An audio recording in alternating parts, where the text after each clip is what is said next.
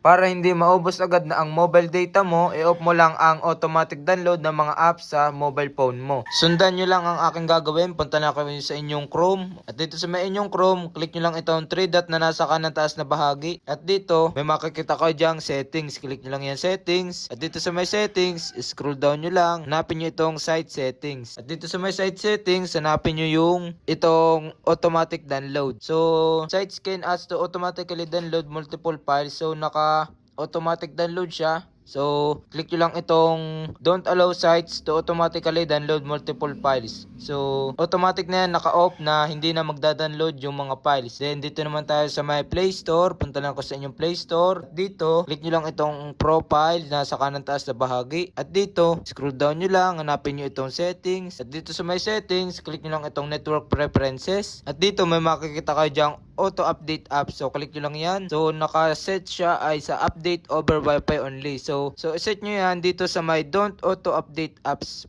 So, yun ang paraan para hindi agad maubos ang iyong mobile data